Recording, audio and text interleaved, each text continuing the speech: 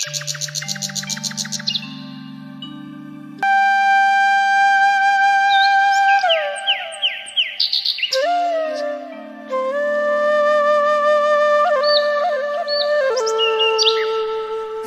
আলাইকুম, কেমন আছেন সবাই? আশা করছি আল্লাহর রহমতে ভালো আছেন। আলহামদুলিল্লাহ, আমরাও ভালো আছি। আমার আরও একটি নতুন ব্লগে সবাইকে জানাই স্বাগত। এখন বাজে 6টা বেজে 30 মিনিট, আর এখন থেকে আমি আমার ব্লগটা স্টার্ট করছি। আসলে এই টাইমটাতেই ব্লগটা স্টার্ট করা হয়, কেননা সকালে উঠেই যে একটু অন্যান্য কাজকর্মগুলো থাকে সেগুলো করে নিয়ে তারপর তো ঠিক এই টাইমে রান্নাটা করতে আসি। আর এই রান্না করতে করতে দেখা যাচ্ছে 7টা 7টা 25 বেজে যাবে, আর ওই সময় তো স্কুলে চলে যেতে হবে। তো আজ হচ্ছে তেমনভাবে ছেলেটার নাস্তা তৈরি করার নেই, শুধু মেয়েটার জন্য একটু নুডলস রান্না করে স্কুলে নিয়ে যাব, আর বাসায় যতটুকু খাওয়ার খেয়ে নেবে। আর রান্না বলতে ওকে আজকে স্কুলে দিয়ে থুয়ে তারপরে চলে আসব, যেহেতু ওর আব্বু বাসায় আছে। আর এটা হচ্ছে শনিবারের ব্লগ। তো শনিবারের ব্লগটা শনিবারের ব্লগটা হচ্ছে এখানে দেওয়া হচ্ছে। তো শনিবারে তো মেয়েটার স্কুল আছে, ওর স্কুলটা বন্ধ নাই। তো মেয়েটার স্কুলে নিয়ে গেছিলাম, ওখান থেকে একটা পার্সেল নিয়ে নিলাম। এটা কিসের পার্সেল বুঝতে পারছেন কিনা জানি না, কিন্তু আমি বলেই দিই, এটা হচ্ছে একটা মাছের পার্সেল। তো আমি চিংড়ি মাছ অর্ডার করেছিলাম, সেই চিংড়ি মাছটা আমাকে দিয়ে গেল। মেয়েকে যখন স্কুলে নিয়ে গেছি তখনই দিয়েছে। তো ভাবলাম মেয়ের স্কুলে এটা নিয়ে বসে থাকার থেকে চলে আসি বাসায়, এসে এটা ঠিকঠাক পরিষ্কারও করতে পারবো। আর ভিতরে কেমনভাবে দিল, কতটুকু দিল সেটাও বুঝতে পারবো। আসলে প্যাকিংটা খোলার আগে বুঝতে পারছিলাম না যে কেমন মাছ, আর হচ্ছে কীভাবে রাখা রয়েছে। যদিও বা ফ্রোজেন করে রাখা রয়েছে, এটা ব্লক বলা হয়। তো এই হচ্ছে ব্লক ধরে কিনতে হয়, মাছের জন্য আলাদা করে ওনারা দেন না। তো এই দেখুন, এটা কিন্তু চিংড়ি মাছ, গলদা চিংড়ি। তো এখানে এই যে এইভাবে করে ওরা পানি দিয়ে তারপর এটা আবার হচ্ছে জমিয়েছে। তো সে কারণে এমনটা সমান হয়ে গেছে, বোঝা যাচ্ছে না। এটা যখন একটু একটু করে ছুঁড়বে, মানে পানি দিয়ে একটু ছাড়াবো, তখন বুঝতে পারবো। তো এই চিংড়ি মাছটা অর্ডার করেছিলাম, আমার অনেক দিনের শখ ছিল একটু চিংড়ি মাছ খাওয়ার, খুব ইচ্ছা করছিল। তো সে কারণে ভাবলাম যে দেখি যোগাযোগ করে উঠতে পারলে একটু একজনের কাছে দিব। তো এটা কিন্তু অনলাইন থেকে অর্ডার করা না, এটা আমাদের পাশেই যে মাছ মিল আছে সেখান থেকে অর্ডার করা হয়েছিল। এইভাবে করে আমাদের দেশ থেকে বাইরের দেশে এভাবেই চিংড়ি মাছগুলো চলে যায়। আর এরকম প্যাকেটভাবে 2 থেকে 3 দিন থাকলেও কিন্তু নষ্ট হয় না প্যাকেটটা, মানে মাছটা নষ্ট হয় না, বরফটাও সেভাবে গলে যে যাবে তেমন সম্ভাবনা খুব কম থাকে, যেহেতু ওটা খুব সুন্দর করে প্যাকিং করা থাকে, না খুললে সমস্যা হয় না। তো এখানে এসে সিঙ্কের ভিতর আগে ভিজিয়ে দিয়েছি, যেহেতু রান্না করব। এদিকে মেয়েকে স্কুলে রেখে এসেছি। তো মাছগুলো আগে ভালো করে ছাড়িয়ে নিলাম, নিয়ে তারপর এখানে যে ছুরিটা, ছোট্ট ছুরিটা, ওই ছুরিটা কিন্তু মাছের সাথেই দিয়েছে, মানে ওই ব্লগের সাথে 2টা ছুরি দিয়েছে। তো ওই ব্লগের সাথে এই 2টা ছুরি দিয়ে সুন্দর করে মাছটাকে আমি চিড়ে ওর ভিতরে শীটটা সুন্দর করে বের করতে পারছি।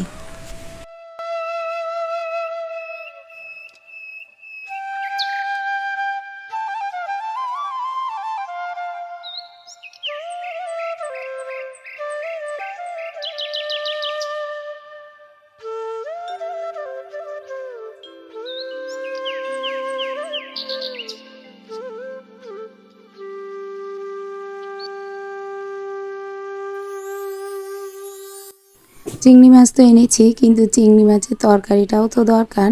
তো আমার বানের যে পুঁই শাক আছে সেই পুঁই শাকটা কাটছি, আর হচ্ছে আমি একটু দেখিয়ে দিচ্ছি আমার হাজবেন্ডকে কোথায় কোন ডোগাটা কাটতে হবে। আর সকালের দিকে শাশুড়িকে দিয়ে দিয়েছি, মানে আজ সকাল না, গতকাল সকালে আমার শাশুড়ির জন্য কেটে দিয়েছি, সেজন্য একটু আগাটা কম। আর এখানে যে আগাগুলো না, একদম এত সুন্দর পুঁই শাক যে দেখলেই খেতে ইচ্ছা করছে, মনে হচ্ছে কাঁচাই খেয়ে নিই। এত সুন্দর আগা বেরিয়েছে, এত সুন্দর জালি পাতা যে মনে হচ্ছে রান্না করা লাগবে না, এমনিই দেখতেই অনেকটা সুন্দর লাগছে। তো যাই হোক, পরিমাণ মতো আমরা কয়েকটা আগা কেটে নিলাম যে আমি আজকে রান্না করব চিংড়ি দিয়ে পুঁই শাক। আর এই পুঁই শাকটা খেতে যেমন অ্যালার্জি, চিংড়িটাও তেমন অ্যালার্জি। আমার বাসায় আমার ছেলে এবং আমার হাজব্যান্ডের প্রচুর পরিমাণে অ্যালার্জির সমস্যা। তারপরেও এটা যেহেতু নতুন একটা খাবার, অনেক দিন পরে রান্না করব, তো সে কারণে আর অ্যালার্জির কথাটা আর ভাবলাম না, ভাবলাম যে নিয়েই যাই, সমস্যা কী।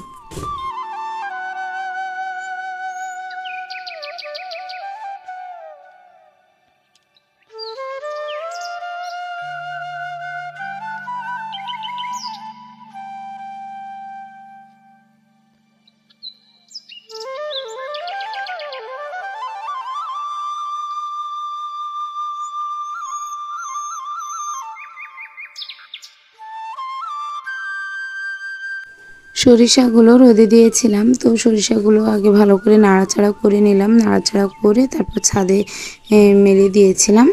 আর শুকায় গেছে, এখন নিচে নিয়েছে, ওটা ভালো করে ডালায় ফেলে 2-3 বার একটু ডলা দিলে ওর ভিতরে যে ময়লাটা আছে সেটা ডালা দিয়ে বেরিয়ে যাবে।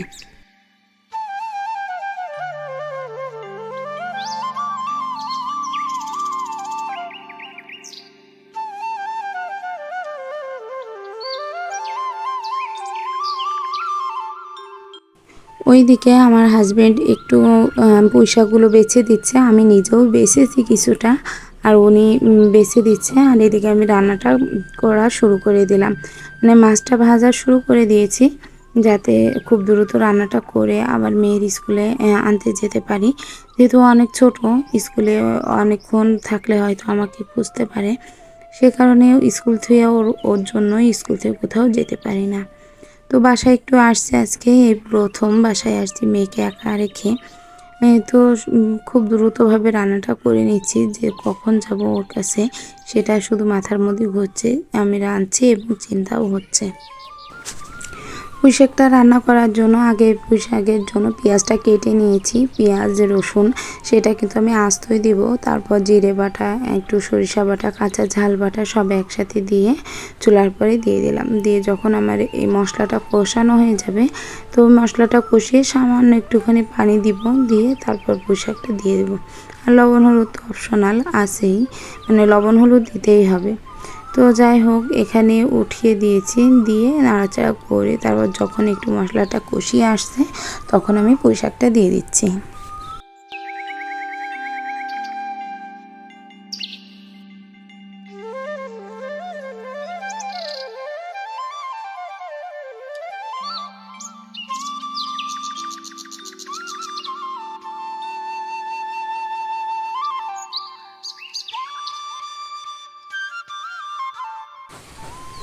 এইভাবে রান্না করলে পুঁই শাকের তরকারিটা খেতে কিন্তু বেশ দুর্দান্ত লাগে।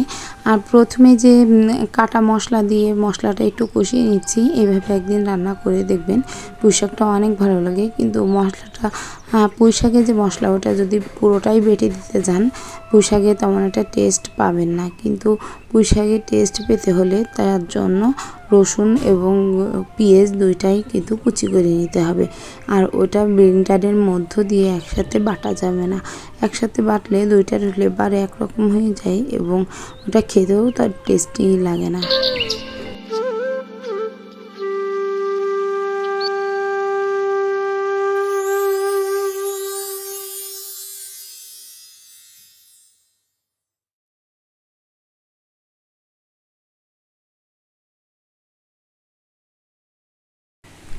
এত দ্রুত করছি, এইদিকে রান্না করছি, এইদিকে কিন্তু যাব আবার বোরকা পরতে। এই যে মশলাটা নাড়িয়ে দিচ্ছি, এই মশলাটা নাড়িয়ে দিয়েই এখন যাব বোরকা পরতে। এইদিকে অন্যান্য কাজটাও কমপ্লিট হয়ে গেছে। তো সকালের দিকে তো মেয়েকে স্কুলে দিয়ে আসছি, দিয়ে এসে ওখান থেকে আবার বাসায় এসেছি, বাসায় এসে সমস্ত কাজকর্ম করে রান্নাও কমপ্লিট হয়ে গেছে। এবং হচ্ছে রান্নাটা কমপ্লিট হয়ে যাওয়ার পর গোসল করে, মানে মেয়েকে স্কুলে নিয়ে আসতে গেছি, মেয়েকে স্কুল থেকে নিয়ে আসার পর গোসল করে তারপর রুমটা মুছছি। আর রুমটা মুছে নেওয়ার পরে কাজকর্ম অনেকটাই কমে যাবে। সারাদিনে যে এই কাজটা যতক্ষণ পর্যন্ত না করা হয় ততক্ষণ পর্যন্ত মনে হয় যে কাজই করা হয়নি। আর ও তো লেগেই থাকে ময়লা পাতি সমস্ত সব কিছু, নিজের বাচ্চা কাচ্চা সবসময় হচ্ছে নোংরা করার কাজেই লেগে থাকে।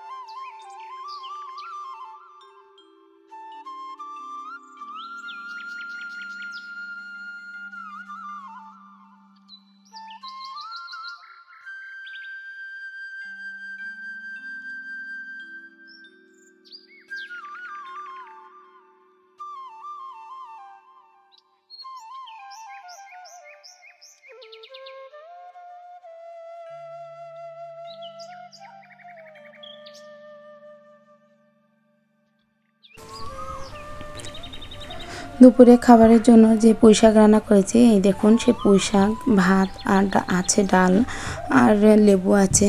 এই গরমকালে লেবু ছাড়া তো চলাই না, আমার তো চলেই না এমনটা। তো দুপুরে খাওয়া দাওয়ার পর একটু ঘুম দিয়েছি, আসরে আজানের সময় উঠেছি, মেয়েটাকে পড়িয়েছি, ওর কাপড় চোপড় ভাঁজ করেছি, সমস্ত সব কিছু সন্ধ্যার কাজকর্ম গুছিয়ে নিয়ে এবার এসেছি নাস্তা তৈরি করতে। তো নাস্তা বলতে আজকে দুধ জ্বালিয়েছিলাম, তো দুধ জ্বালালে অল্প একটুখানি দুধ দিয়ে মেয়েটার জন্য একটু সুজি সাবু রান্না করেছিলাম। তো সেই সাবুটা আমি আমার ছেলেকেও দিচ্ছি, যদি ও খায় খাবে, যদি না খায় আমি খেয়ে নিব। তো এই কারণে ওদেরকে সুজি দিচ্ছি, এবং আমি এবং আমার হাজব্যান্ড এখনও খাইনি। যদি পরবর্তীতে ভালো লাগে মনে, তাহলে খাবো, আর নয়তো খাবো না। তোমার আজকের ভিডিওটি এখানেই শেষ করছি। দেখা হবে নতুন কোনো ভিডিওতে, নতুন কোনো ব্লগের সাথে। আল্লাহ হাফেজ।